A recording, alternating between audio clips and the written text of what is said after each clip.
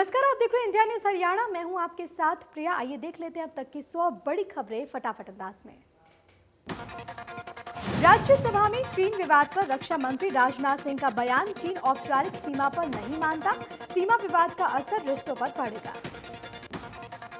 रक्षा मंत्री ने कहा कि चीन ने लद्दाख में 38,000 किलोमीटर इलाके पर अवैध रूप से कब्जा किया। एलएसी को लेकर दोनों देशों की राय अलग अलग। सीमा विवाद को लेकर रक्षा मंत्री राजनाथ सिंह ने कहा कि सीमा पर हमारे सैनिकों ने सर्वोच्च बलिदान दिया। साथ ही साथ ये भी कहा कि चीन ने लद्दाख में वास्तविक स्थिति को बदलने की कोशिश की। राज्यसभा में रक्षा मंत्री ने बताया कि गलवान घाटी में हुई सैनिकों की झड़प में भारतीय सैनिकों ने चीन के सैनिकों को भारी नुकसान पहुंचाया।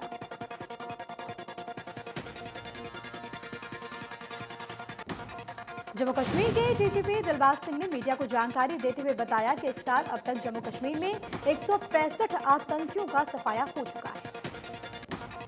आज सुबह श्रीनगर के बटमालू इलाके में सेना के आतंकियों से मुठभेड़, जिसमें सेना ने 3 आतंकियों को मार गिराया।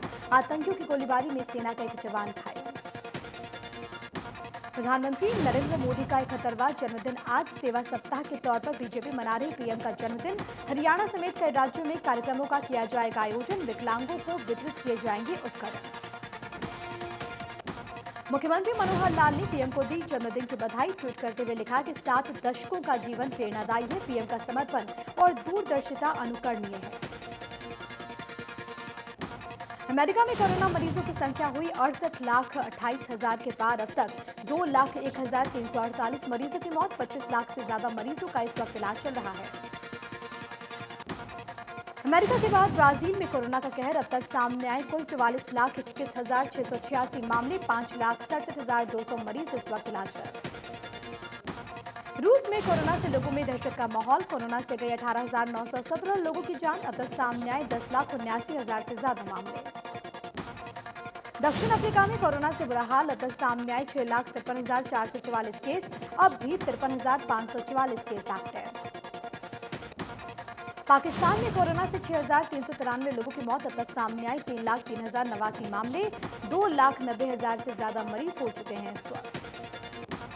देश में 24 घंटे में कोरोना के 97,856 नए मामले आए सामने। 1,140 लोगों की मौत।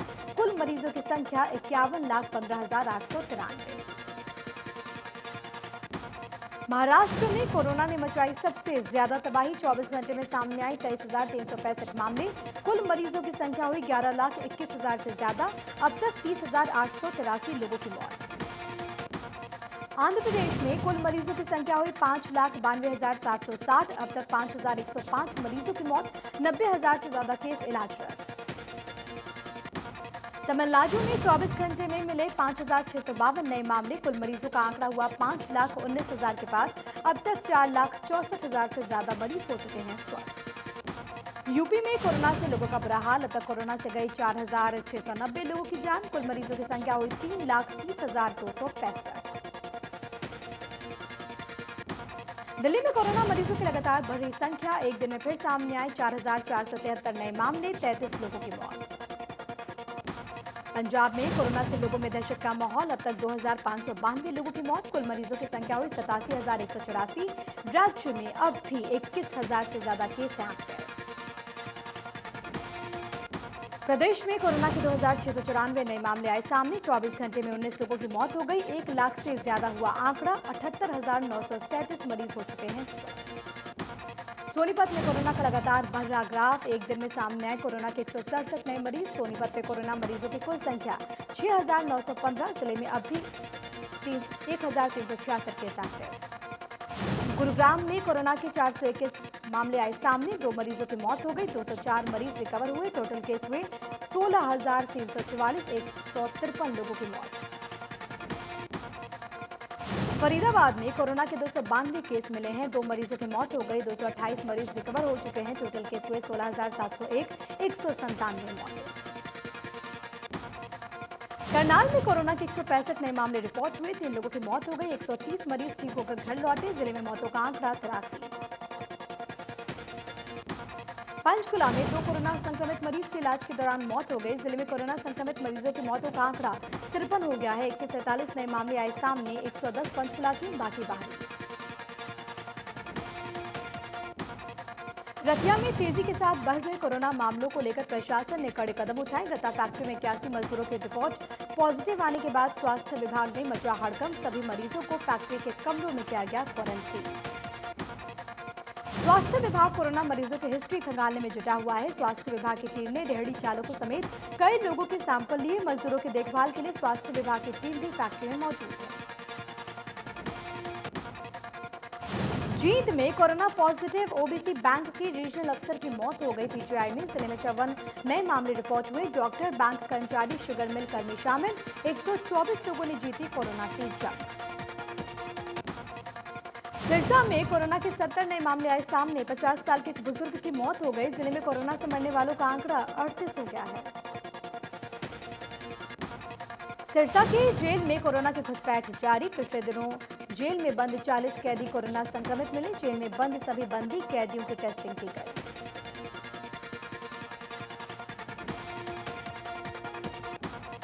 कोरोना से ठीक होने के बाद मुख्यमंत्री मनोहर लाल एक्शन में हैं और इसी क्रम में मुख्यमंत्री चंडीगढ़ में आज एक प्रेस कॉन्फ्रेंस करने वाले हैं। आपको ये बताएं कि इससे पहले सीएम ने मंत्रियों और विधायकों से मुलाकात की। पीएम मोदी के जन्मदिन पर फरीदाबाद में कई कार्यक्रमों का आयोजन किया गया। परिवहन मंत्री मूलचंद शर्मा ने पीएम मोदी के जन्मदिन पर सभी देशवासियों को बधाई दी। कहा कि आज देश का हर नागरिक मोदी जी के संदेश को लेकर कर रहा काम। पीएम मोदी के जन्मदिन पर न्यू जनता कॉलोनी में एलईडी लाइटें लगाई गई। मूलचंद शर्मा ने कहा कि बल्लभगढ़ विधानसभा में पीने के पानी को लेकर मुख्यमंत्री मनोहर लाल के नेतृत्व में अभी तक 3 करोड़ से ज्यादा रुपए खर्च किए गए। बीजेपी के पूर्व प्रदेशाध्यक्ष सुभाष बराला ने प्रधानमंत्री मोदी के जन्मदिन पर लोगों को कपड़े के बैग बांटे। इस दौरान सुभाष बराला किसानों के अध्यादेशों के विरोध पर कहा कि प्रधानमंत्री मोदी और मुख्यमंत्री किसानों की हर बात को समझते हैं, गलत फैसला नहीं लेते। इस दौरान बराला ने यह भी कहा कि किसानों की फसल को एमएसपी पर ही खरीदा जाएगा। एमएसपी पर में किसी तरह का बदलाव उसमें नहीं किया जाएगा।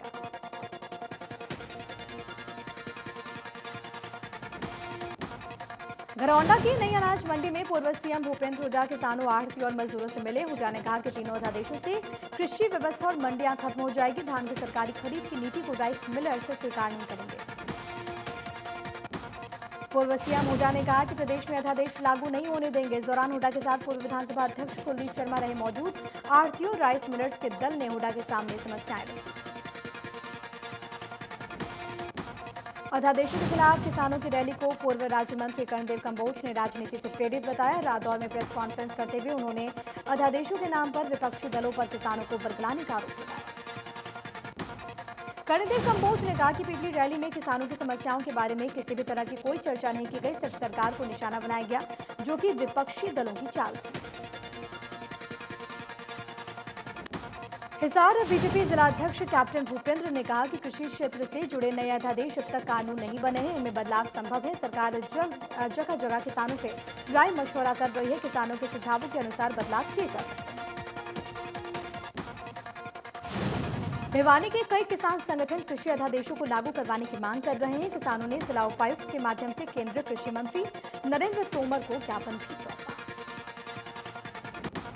किसान उत्पादक संघ ने शहर में प्रदर्शन करते हुए सरकार से अध्यादेशों को लागू करवाने की मांग की। कहा कि ये अध्यादेश किसानों के हित में है। शरारती तत्व किसानों को बरगलाने का काम कर रहे हैं। सरकार द्वारा जारी किसान अध्यादेश का हिसार के करीब 40 गांवों के किसानों ने समर्थन किया। ट्रैक्टर पर रैली निकालकर किसान लघु सचिवालय पहुंचे। एक और विपक्षी पार्टियां सरकार द्वारा किसानों के लिए जारी किया गया अध्यादेश का विरोध कर रही हैं।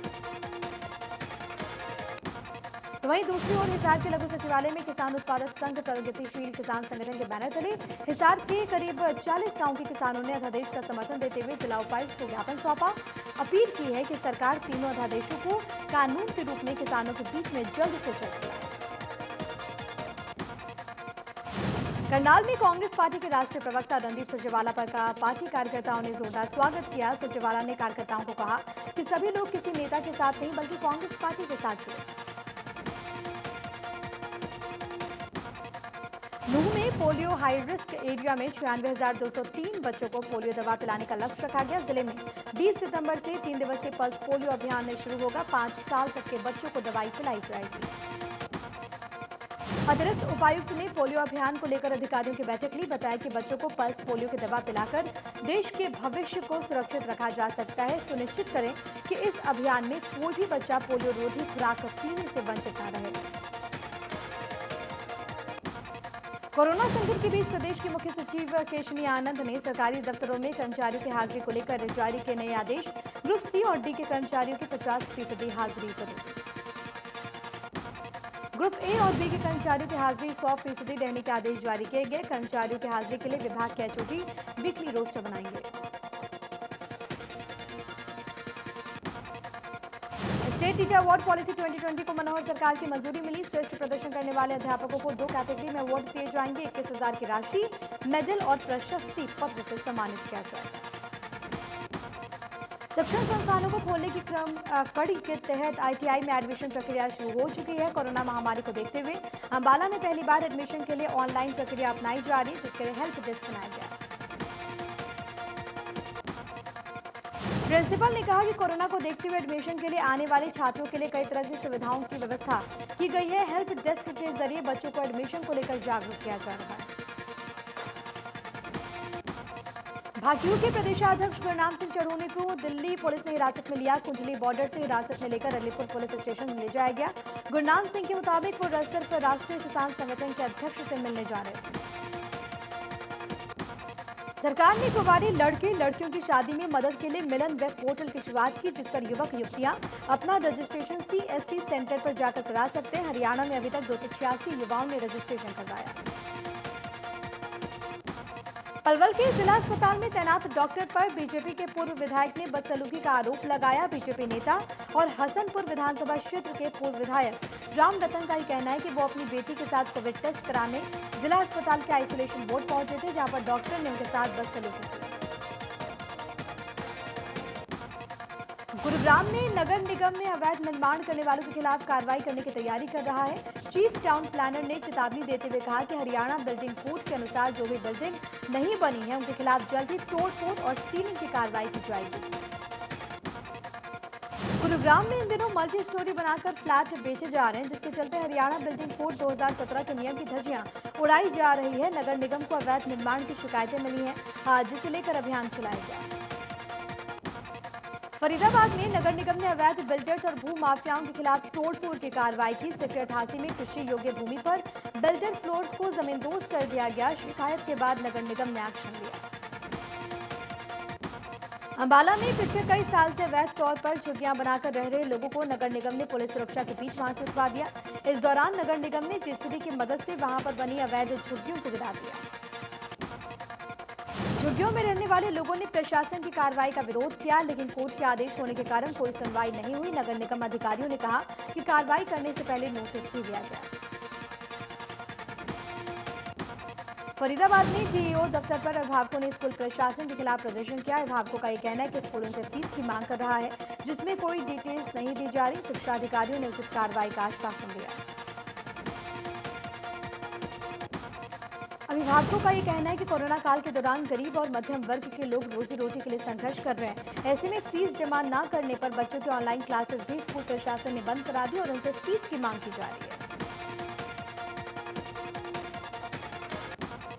फरीदाबाद में 26 गांव को निगम में शामिल किए जाने को लेकर लगातार ग्रामीण विरोध कर रहे हैं और इसी क्रम में 26 गांव के मौजूदा लोगों ने फरीदाबाद के गांव नीमका में पंचायत का आयोजन किया।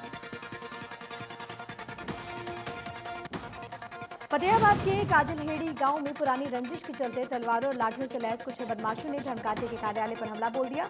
इस दौरान धर्मकांटे में मौजूद युवक ने छिपकर अपनी जान बचाई। इलाहाबाद में पुलिस ने 4 लोगों को चोरी करने के आरोप में गिरफ्तार कर लिया है। आरोपियों से पुलिस ने 2 मोटरसाइकिल भी बरामद की। आपको ये बताएं कि इलाहाबाद में आए दिन चोरी की वारदातें सामने आ रही थी। पुलिस के अनुसार आरोपियों ने 28 अगस्त को बाइक चोरी की घटना को वारदात देने के बाद कबूल कर ली है। पुलिस ने बताया कि अभी कई आरोपी फरार हैं, तलाश जारी है। दिल्ली के नारायणा स्थित वार्ड 2 से आम आदमी पार्टी के अध्यक्ष निशांत तंवर का शव दिल्ली पानीपत हाईवे पर बहालगढ़ के पास कार में मिला है। पुलिस ने बताया कि जहर की वजह से निशांत तंवर की मौत हुई। निशांत के भाई ने दिल्ली कैंट से पार्षद और अपने पड़ोसी संदीप तंवर पर आरोप लगाया। पुलिस ने मृतक के भाई के बयान पर मुकदमा दर्ज भी कर लिया है। संदीप तंवर ने 4 दिन पहले निशांत तंवर के साथ उसके भाई और माता पिता पर पहले मुकदमा दर्ज करा रखा है। निशांत तंवर ने कुछ दिनों पहले सोशल मीडिया पर एक वीडियो जारी किया था, जिसमें निशांत ने संदीप तंवर पर आरोप लगाए थे कि गलत तरीके से उन्हें और उनके परिवार को फंसाया जा रहा है। नीलोखेड़ी में खंड विकास एवं पंचायत अधिकारी के कार्यालय में बिजली सतर्कता विभाग ने छापेमारी की। 4,46,000 का जुर्माना लगाया। जानकारी के अनुसार अनियमितताओं के तहत कार्रवाई की गई। ब्लॉक समिति के चेयरमैन ने कहा कि अगर खंड विकास एवं पंचायत अधिकारी ने बिजली चोरी की है तो ये उनके लिए शोभनीय नहीं है। ब्लॉक समिति चेयरमैन पर भ्रष्टाचार के आरोप भी लग चुके हैं। भिवानी के गुजरानी गांव में बिजली निगम के जेई की टीम को एक परिवार ने जमकर पीट दिया। बिजली कर्मचारी को गंभीर रूप से घायल कर डाला। जेई टीम के साथ बिजली चोरी पकड़ने गए थे। जेई ने बताया कि गुजरानी गांव में बिजली चोरी पकड़ते वक्त 2 युवकों ने उन पर जान से मारने की नीयत से हमला कर दिया। गांव के लोग मौके पर सब देखते रहे। घायल बिजली कर्मचारियों ने सुरक्षा और न्याय की मांग की है। पलवल के होटल में दिन दहाड़े गोलियां चली। 10 से 12 बदमाशों ने पुरानी रंजिश की वजह से पवन नाम के युवक पर गोलियां चला दी। युवक ने एक घर में घुसकर अपनी जान बचाई। बदमाशों के पास हथियार, रॉड और डंडे थे। कुरुक्षेत्र के शाहबाद मारकंडा में चिकन कॉर्नर की दुकान पर आपसी कहासुनी में लाठी डंडे चले। पूरी घटना पड़ोस की दुकान में लगे सीसीटीवी कैमरे में कैद हो गए। 2 लोगों को आई गंभीर चोटें। हिसार में 2 दर्दनाक हादसे हो गए, जिनमें 4 लोगों की मौत हो गई। 5 लोग बुरी तरीके से घायल हो गए। हादसे में सड़क पर जा रहे पति पत्नी और 2 युवकों को अज्ञात वाहन ने कुचल दिया। पति पत्नी की मौके पर ही मौत। दूसरा हादसा हांसी के गांव शेखपुरा में हुआ, जहां पर रेस लगा रहे 5 युवकों को कार ने कुचल दिया। हादसे में 2 युवकों की मौके पर ही मौत, 3 गंभीर रूप से घायल। हादसे के बाद कार चालक फरार। लाइसेंसी थली से हवा में गोलियां चलाने वालों की अब खैर नहीं। पुलिस अब लाइसेंसी थला रखने वाले सभी लोगों के आर्म एंड एम्यूनेशन की फिजिकल जांच करेगी। जांच में अगर एम्यूनेशन कम पाया गया तो लाइसेंस रद्द हो सकता है।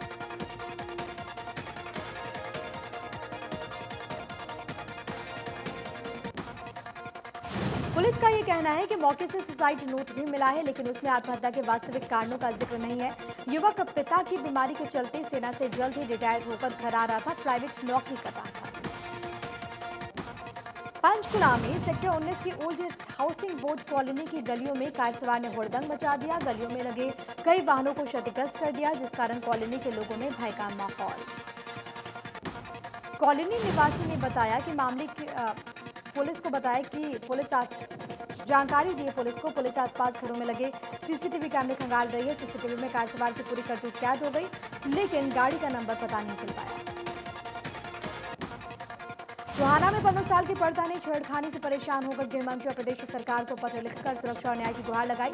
पर्दा की दादी और बुआ ने पुलिस अधिकारियों पर कार्रवाई नहीं करने का आरोप लगाया। पर्दा की दादी और बुआ का आरोप है कि नाबालिग से छेड़खानी मामले में पुलिस ने बड़ी मुश्किल से शिकायत दर्ज की, लेकिन अभी तक आरोपी खुलेआम घूम रहे। कुछ साल पहले पर्दा का भाई भी संदिग्ध परिस्थितियों में घायल हुआ था, जिसका अभी तक कोई पता नहीं चल पाया। करनाल के कुंजपुरा में एटीएम लूट के प्रयास का मामला आया सामने, जिसमें चोरों ने एसबीआई बैंक के एटीएम को लूटने का प्रयास किया। कुछ लोगों की मुस्तैदी की वजह से चोर भाग गए। चोरी की वारदात होने से बच गए। इंद्री के धानुखेड़ी धनोरा रूट के बीच ड्रेन से करीब 24 साल के व्यक्ति का शव मिला, जिसकी सूचना राहगीरों ने पुलिस को दी। सूचना मिलने के बाद पुलिस मौके पर पहुंची। शव को पोस्टमार्टम के लिए भेजा गया। पुलिस के अनुसार मृतक की पहचान धानुखेड़ी निवासी फिरोज खान के तौर पर की गई है, जो कि ट्रैक्टर ठीक करने का काम करता था। मृतक के परिजनों ने हत्या की बात कही है। मामले की जांच की मांग की गई। चरखी दादरी के गांव पातूबास में 17 भैंस चोरी करने का मामला है सामने। डेयरी मालिक ने बताया कि भैंसों की कीमत लगभग 17 लाख से ऊपर है। उनकी ज्यादातर भैंसें चोरी हो गई है। सिर्फ 3 भैंसें ही उनके पास बची। करनाल में नेशनल हाईवे पर आरटीआई चौक के पास अचानक चलती कार में आग लग गई। कार में 4 लोग सवार थे, जो कि लुधियाना से दिल्ली जा रहे थे।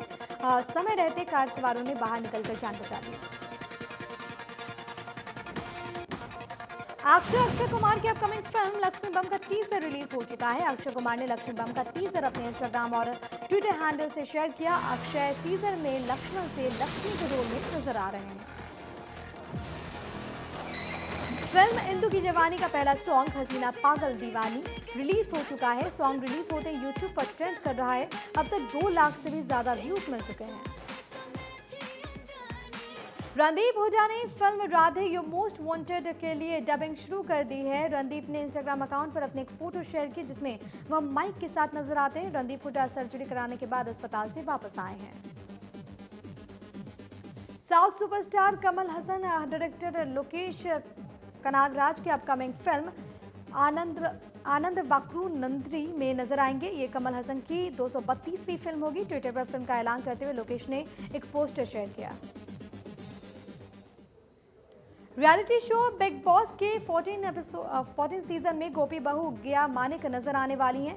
बिग बॉस 3 अक्टूबर से ऑन एयर होगा। बिग बॉस 14 पूरे वीक टेलीकास्ट किया जाएगा। शो वीकडेज में रात 10:30 बजे, वीकेंड में रात 9 बजे से टेलीकास्ट होगा।